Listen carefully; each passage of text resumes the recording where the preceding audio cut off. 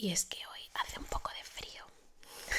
Bienvenidos a Neurocafé, el podcast con aroma a café y ciencia. Hola y bienvenidos una mañana más a Neurocafé, el podcast donde exploramos la mente humana con una buena dosis de ciencia, café, curiosidad y a veces algo de magia.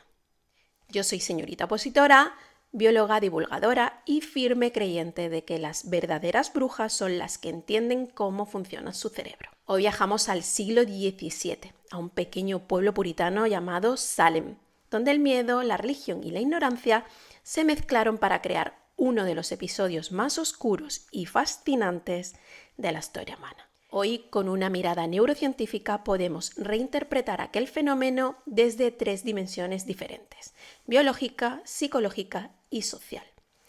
Sí, en este episodio hablaremos de brujas, histeria colectiva y neurociencia, porque lo que ocurrió en Salem puede explicarse no con conjuros, sino con neuronas.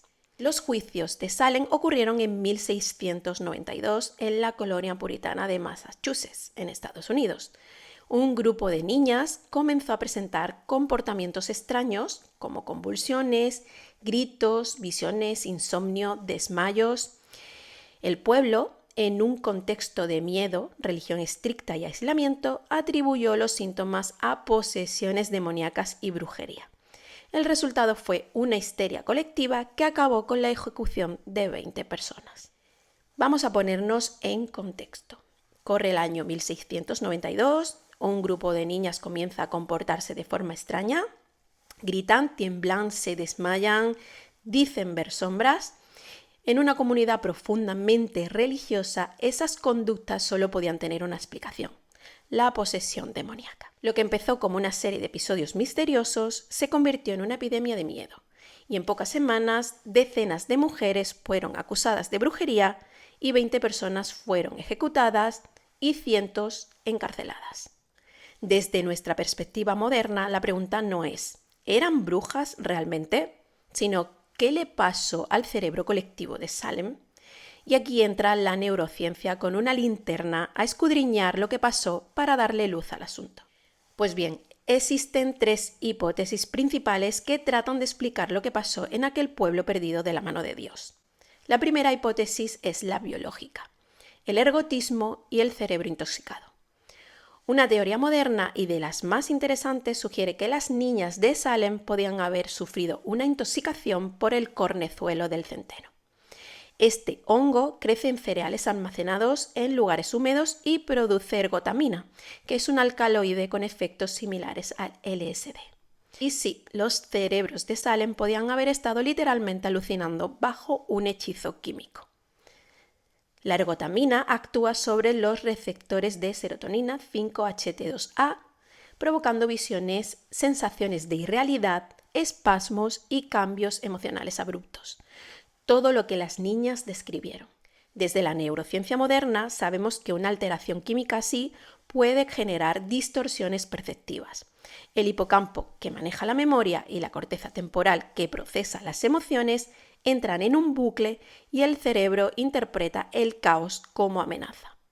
Cuando ocurre eso en grupo, el miedo se propaga y lo que empieza como una reacción fisiológica se convierte en un fenómeno social. Podríamos decir que Salem fue el resultado de un cóctel de neuroquímica, superstición y estrés crónico.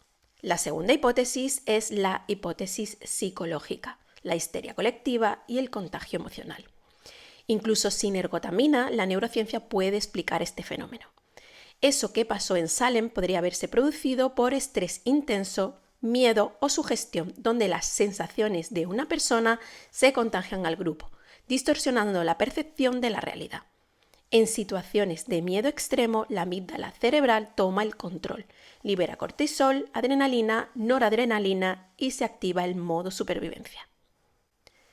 Cuando muchas personas comparten este estado emocional, se produce lo que en neurociencia se llama contagio emocional o histeria colectiva. El miedo se propaga como un virus gracias a las neuronas espejo y los circuitos de empatía del córtex prefrontal medial. Si una persona grita, el cerebro de la otra replica el patrón neuronal del miedo. Y antes de que nadie piense con claridad, toda una comunidad está actuando bajo el mismo hechizo. El córtex prefrontal, encargado de la lógica y la ética, se desactiva bajo estrés prolongado. El resultado es decisiones irracionales, juicios erróneos y violencia justificada. Así es como el miedo se desconecta de la razón. Y cuando eso ocurre, el pensamiento crítico se quema en la hoguera junto a las brujas. Al final, Salem no necesitó demonios, solo bastó un poco de cortisol, mucha represión emocional y una mala cosecha de centeno. Y la tercera hipótesis, o la hipótesis social neurológica, nos habla del poder del miedo sobre la razón. El miedo sostenido en el tiempo secuestra el córtex prefrontal, la parte del cerebro encargada de la lógica, la ética y la empatía. Cuando el miedo se vuelve crónico, las personas actúan guiadas por el sistema límbico: instinto, defensa y supervivencia. En Salem, el miedo colectivo anuló la capacidad de razonar. La comunidad entró en modo reptiliano: atacar antes de entender. Neurocientíficamente, los juicios de Salem fueron una tormenta perfecta entre estrés social, la guerra, el hambre que había, las enfermedades, cerebros sobrecargados de cortisol y quizás un toque químico de centeno infectado de cornezuelo. Lo que Salem nos enseña hoy día es que el cerebro humano no ha cambiado tanto desde 1692. Seguimos siendo criaturas emocionales, vulnerables al miedo y al rumor y al sesgo colectivo. Hoy ya no acusamos de brujería, pero seguimos cayendo en versiones modernas de la histeria. Bulos, mitos, leyendas urbanas, pensamientos extremistas o quedarte sin datos en el móvil. Lo que Salem nos enseña es que el miedo compartido puede apagar la razón individual y que solo la educación, la autoconciencia y la empatía pueden reactivar nuestro córtex prefrontal. Las brujas de Salem no fueron poseídas por demonios, sino por los propios fantasmas del cerebro humano: el miedo, la sugestión y la química alterada.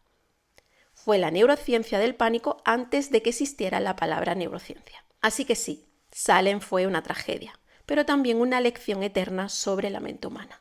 Cuando el cerebro olvida pensar, la historia se repite. El cerebro es capaz de crear demonios y de vencerlos.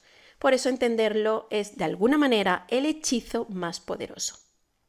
Gracias por acompañarme hoy en este viaje de neuronas, miedo y caza de brujas.